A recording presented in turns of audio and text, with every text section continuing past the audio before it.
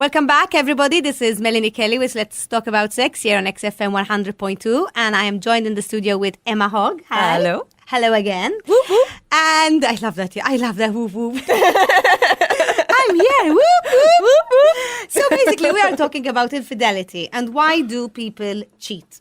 Okay. Yeah. And so far we've talked about the person who actually is in the affair. Mm-hmm. Yeah.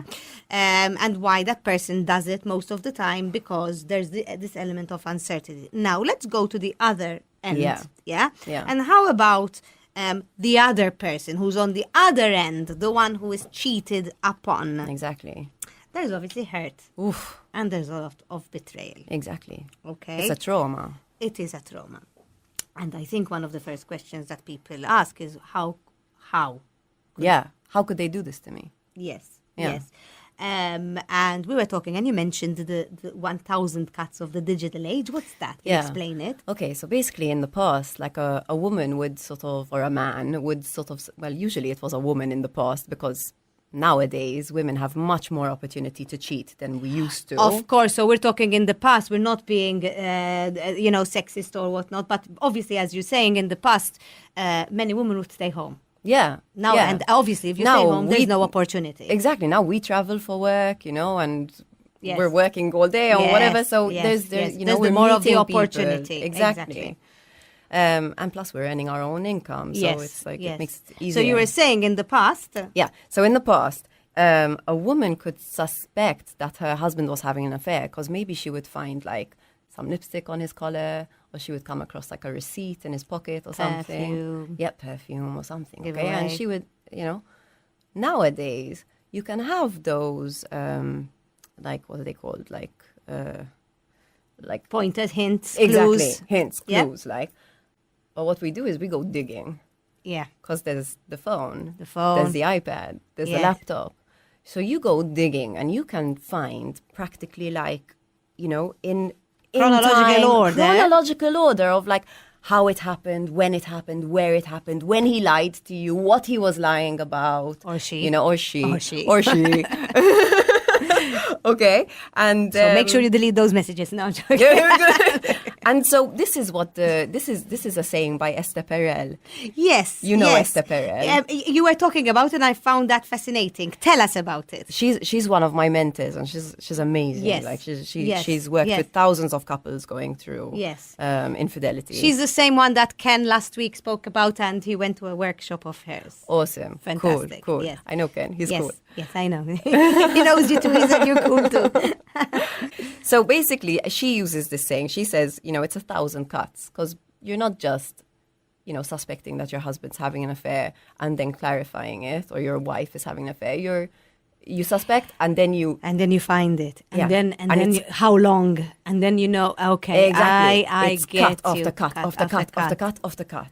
So once you found the messages, you know how long it's been going on, when he said he was working late, and okay. Yeah. All right. So if you've been cheated on, Yeah. okay, obviously then they would ask their partner questions. And most of the time, I think that ask questions like, why did you do it? Or they ask themselves that. Yeah. How do you think they should explore it? How do you think they should deal with it? How is this dealt with? Well, I think why did you do it is a good question. But most I probably think not that- even the person would know why. Well, probably not. But the thing is, like, I think the worst questions are like, where, when did you do it in our bed? Like, were you thinking of me when you were with Person. him? Or like, was she better than me? These kinds of questions. Because then, okay, you're curious, you have the question, but do you really want the answer? Yes. Do yes. you want to be carrying that around? That knowledge, it's like sometimes the less you know, the better. Yeah. Okay, so what would be the role of a therapist here? I mean, would you suggest that if a person is found cheating, do you suggest that there should be, a therapist involved? I think that's totally up to the couple. Yes. Usually what you find is the types of couples who come to a therapist are different to the types of couple who go to a lawyer. Yes. Yeah, the types of couple who go to the lawyer are like, they're ready, they're done. They're done. Like, it's like they were dead before the affair happened. The affair was just that push. Yes. You know? Yes, it was the gateway. The Yeah. gateway out. Yeah. Okay, so let's talk about this here. Okay. I'm pointing at her nice drawing here. So let's talk about that. Okay. And what it is, and you said it is in the transgression that we discover the meaning of the behavior. What does that mean? What do you mean by Okay, that? because usually, like, we would ask, like, if you ask anybody, like, kind of, you tell somebody this woman had an affair, and they'll tell you, like, maybe there was something wrong with the marriage, Yes. Whatever. Yes. And in therapy, that happens sometimes, where, like, the therapist will look for, okay, let's see what we can keep or fix in Yes. your marriage. Yes. But the truth is, like, there's problems in every Marriage. marriage. But So not, if you look at every marriage, there's a problem in every marriage. everything is incomplete, imperfect. We are incomplete and imperfect. You know? I get you. So you're saying, like, if a person is unfaithful, okay, cheats, and you go to a therapist and they say, let's explore the problems, you're saying, hey, show me one partnership or relationship that does not have problems. So if Yeah, you're going I to mean- look for it, you're going to find it. Yeah. What I'm saying is it's not that it's a bad place to look. No. It's okay to look, but it's a bit like it's the easiest place to look. Okay, this is your little drawing, Yeah, right? this is my drawing of like the light. the drunk man looking for his keys in the street light. So he could have lost his keys like in the darkness, but it's easier to search in the street light, right? Because Yes. that's where the light is. But he's so drunk. It's like, so it's like, okay, you had an affair. Let's look at what's wrong in your marriage.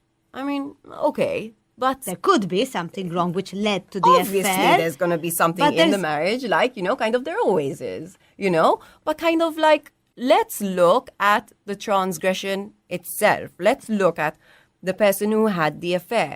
Like, why? Like, why now? Why him or her? Like, were you looking for something? What did you get from it? What did you find? What did you find out about yourself? How did it feel? These kinds of questions. So the first place to look at is not the couple and the marriage and what's wrong. It's Yeah. the person. And the person needs to really sit down and think, okay, why did you do it? What Yeah. was inside? And not in a way like, there's something wrong with you, we need to fix you. Not Okay. at all like, okay, Okay. we're gonna pretend the marriage isn't broken, but you're broken. No, Okay. like, but kind of, Yes. kind you of. Look, you look at the person and you see what is missing in the person's whatever life that needed to look for this, because it is. I would say that cheating, it is an exhilarating experience. Totally, yeah. So, and you talked about, you gave this example. And in fact, I asked you, I said, what's this example? Who are Priya and the trucker guy? Yes. And because that makes complete sense. So I'd like you to talk about that. Okay, this is an example that Esther Perel uses, and I really like it because I think it captures this essence of affairs perfectly. Okay. So the story is about this woman named Priya. She's in her 40s.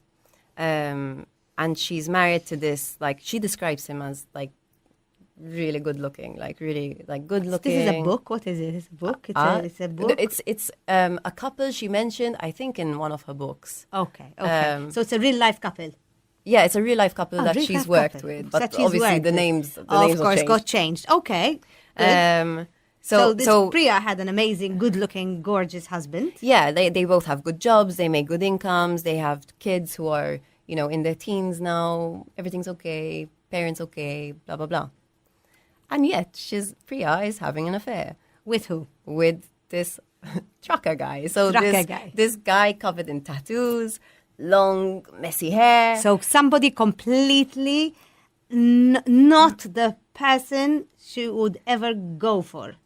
Yeah, like not a person she would marry, definitely. Like kind Okay. of not a person who would fit into her social, like, Yes. clique, Yes, so yes. it's sort of, it doesn't really make sense. And in fact, what Esther found was that, like, when she was with Priya, she knew it, like, it just didn't make any sense, and she would, Yes. if her husband found out, she would lose everything. She would lose, And she probably would never choose one over the other. Never she choose loved her husband, and she would not lose everything for the trucker guy. So why would she do that? Why would she? Well, when you do some digging, into Priya's life, like, what you find about Priya is she's a very good girl.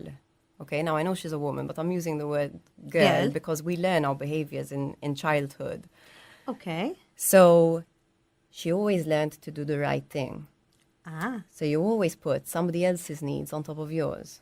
Okay. Okay, so it's like, I'm going to please my friend first. What do you want to do? Anything you want to do is good for me. So she became a very good wife. She was an amazing daughter, very good daughter, very dutiful. Okay. Good mother. And then a very good mother. But when you're always doing this, right? If I'm always asking you, what do you need? How do you feel? Who is meeting your needs? What do you want? How do I know what I need? It's not just about meeting my needs. It's just that I don't know what I need. So I don't know what I want. What we're trying to tell our listeners out there, that although it's very nice and it's a great characteristic to have, to be caring and to understand what your partner or your friends, but here we're talking about relationships, what your partner will like, that you lose yourself. Am I understanding correctly? Yeah. You lose yourself and you lose what you want and what you need by always putting the needs of your partner before. And if you were brought up always like that, it might actually feel like you're being selfish. Yeah, if you actually meet your needs. Exactly. And because I think also it's also a part of our religion as well, that to always serve the other. We're always here to serve. You're meant to be selfless and serving. And it's a beautiful characteristic. Yes. But it doesn't mean not meeting your own needs. Exactly. Ansi, you are more selfless when you meet your needs. Yes. Like, way more, because then you're actually willing to give. When you don't meet your needs, then you need other people to fulfill your needs. And like this, if you meet your own needs, you are giving power back to yourself. Exactly. So back to Priya. Yes. Okay, so Priya was always had this good girl. Yeah. Yeah, because I'm liking the story, So when I want to know how it ends. So when you look at the transgression, right? When you look at Priya cheating on her husband, her beautiful husband with this perfect trucker guy, right? Okay. I don't mean that in a bad way. I mean it in like like it's not her style. It's not her style. We're not saying anything about trucker guys. For crying out loud, it's just not her. Not her style. You get in touch with this rebellion that Priya never had. Boy. Her, she was a bad girl. He was the bad boy. Exactly. He was a bad boy who around him, she could be the bad girl. Right? And she could have her needs met, because in that situation, she definitely wasn't thinking about anyone else's needs. Of course, she was only thinking of her needs. Yeah. Rightly so. So, and then how did the story end? I don't know how it ended. Did she go back with the husband? I have no idea. Did she drive off into the sunset? No. She definitely wouldn't have ended up with him, because it was too much of a fantasy-based thing. She didn't want a future with him. Yes. I don't know whether she told her husband about what was happening or not. I don't know. But I think what she wanted was to stay with her husband. Yes, I would imagine so. That once she came down from the boom, But also, what I wanted you to mention this story because it's a real life story. Because I would say that most affairs this would happen with most affairs, that they go for something which again takes us back to what we started the show with, because it brings an aliveness. Now, with regards to Priya, brought out this rebelliousness that she was brought up with, being a good girl, so she wanted to be a rebellion. But you explore the transgression. And this is I really want to mention this before we go on break. Like, this is so important in therapy. What is important is the integration. So what I mean by this is, if Priya felt that she couldn't meet her needs within the marriage, because she needed rebellion was just not okay for her, and this was about her. Yes, it wasn't her husband ever saying, no, I don't want to meet your needs.